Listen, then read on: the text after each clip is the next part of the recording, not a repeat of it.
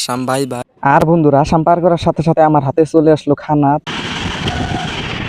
হায়দ্রাবাদের কাছাকাছি চলে আসলাম, মাত্র 12 ঘন্টা পরে আমি পেয়ে যাম হায়দ্রাবাদ। দৃশ্যটা দেখো কত সুন্দর লাগছে। তো রাইস আমি হায়দ্রাবাদের যে রুমটার মধ্যে থাকতাম সেই রুমের ভিতর থেকে অদ্ভুত বড় বড় কয়টা বিল্ডিং দেখা যায়। সেই দৃশ্যটা আছে আমার পিছনের দিকে, দেখেন কত বড় বড় বিল্ডিং। পাহাড়ের দিকে একটা রাস্তা আছে, এটার কাজ এখনো সম্পূর্ণ হয় নাই। একদম সম্পূর্ণ বস্তুটা কাছের উপরে, বহুত উপরে মন্দিরটা পাহাড়ের একদম উপর ভাগে, সেই কারণে আস্তে আস্তে আমার সন্ধ্যা হয়ে গেছে। হ্যালো বন্ধুরা, তোমরা সবাই কেমন আছো? আশা করি সবাই ভালো আছো। তো আমি এত সুন্দর সুন্দর চা বাগানের মধ্যে কোন জায়গায় যাচ্ছি নিশ্চয়ই তোমরা জানো না। তো আমি বলে দিচ্ছি, আমি যাচ্ছি ভারতের একটা অন্যতম রাজ্য, যার নাম হয়েছে হায়দ্রাবাদ। আর হ্যাঁ বন্ধুরা, যাত্রাটা আমি আরম্ভ করছি ট্রেন দিয়ে। আর আমি আসামে থেকে যাত্রা আরম্ভ করছি বলে আমার সামনে এত চা বাগান পড়তেছে, দেখতে থাকুন।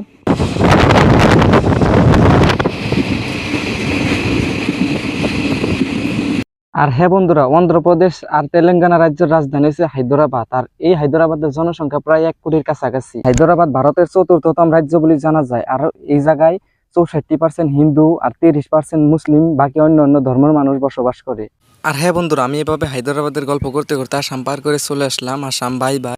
আর বন্ধুরা আসাম পার করার সাথে সাথে আমার হাতে চলে আসলো খানা। তো খানাটা আমি আনবক্সিং করে দেখাইতে পারবো না, কারণ দরজার সামনে বই এখানে খাচ্ছি।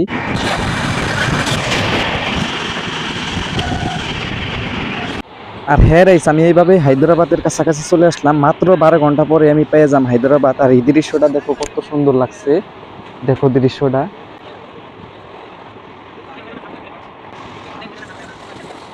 তো রাইস আমি হায়দ্রাবাদের যে রুমটার মধ্যে থাকতাম সেই রুমের ভিতর থেকে অদ্ভুত বড় বড় কয়টা বিল্ডিং দেখা যায়। তো বিল্ডিংটা আমি দেখিয়ে দিতেছি, কই কই কই কই যাইতেছি। সেই দৃশ্যটা আছে আমার পিছনের দিকে, তুমি ব্যাক ক্যামেরাতে দেখিয়ে দিচ্ছি সুন্দর করে।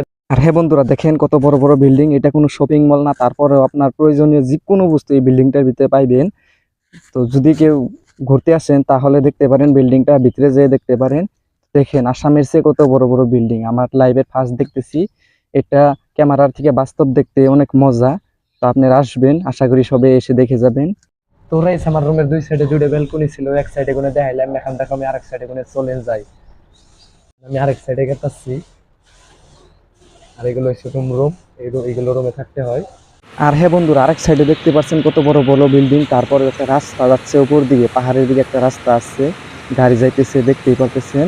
আর হ্যাঁ বন্ধুরা, কেমন জানি একটা দৃশ্য আমি বুঝতে পারলাম না। হায়দ্রাবাদ আসার পরে থেকে আমার জ্বর, মাথা বিষ আর কিবা কিবি বেমারের লক্ষণ দেখা দিছে। তারপরেও আজকে দিনে আমি বেরিয়ে যাবো, কারণ বাহিরের দৃশ্য আপনাদেরকে কিছু দেখাইতে হবে। তো আজকে দিনে আমি অল্প পরে চলে যাবো বাহিরের দিকে।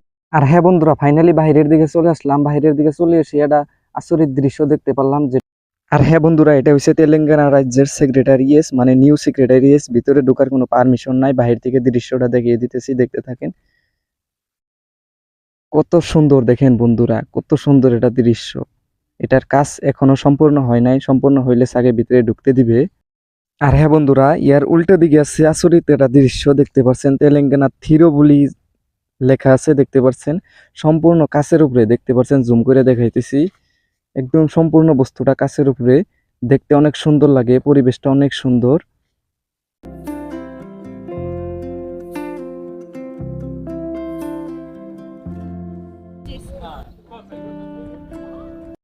আর হ্যাঁ বন্ধুরা, পিছনে দেখা যাচ্ছে নিউ সেক্রেটারিয়েট, যেটা অল্প আগে আমি আপনাদেরকে দেখালাম। তো অনেক সুন্দর লাগে আর কি। আর বন্ধুরা, আমি এখন অন্য একটা জায়গায় যাচ্ছি, মানে একটা শপিং মল দিয়ে ঢুকে আসলাম। আর হ্যাঁ বন্ধুরা, আমরা এখন চলে আসলাম হায়দ্রাবাদের বিখ্যাত বিড়লা মন্দিরে। তো আমি এখন মন্দিরের দিকে যাচ্ছি, মানে ভিতরে যাইতে পারবো না যেহেতু আমাদের ঢোকার পারমিশন নাই। আর বন্ধুরা, ভিতরে ঢোকার পারমিশন আছে কিন্তু ভিডিও করতে দেয় না, এই কারণে আমি বলছি পারমিশন নাই। আপনারা সিঙ্গেল মানুষ যাইতে পারবেন, কোনো ধরনের ভিডিও করতে পারবেন না ভিতরে। আর হ্যাঁ বন্ধুরা, মন্দিরে যখন প্রবেশ করলাম তখন কিন্তু সন্ধ্যা ছিল না, বহুত উপরে মন্দিরটা পাহাড়ের একদম উপর ভাগে, সেই কারণে আস্তে আস্তে আমার সন্ধ্যা হয়ে গেছে। তো আজকের ভিডিওটা এত ছিল, কিরকম লাগলো কমেন্ট করে জানাবা। আর যদি চ্যানেলে কেউ নতুন আছো, চ্যানেলটা সাবস্ক্রাইব করে রাখবা। তার পাশাপাশি বন্ধুরা ভিডিওটা একটা শেয়ার করে দিও। তো সবাই ভালো থাকো, সুস্থ থাকো, এই দোয়াই করি। Bye bye.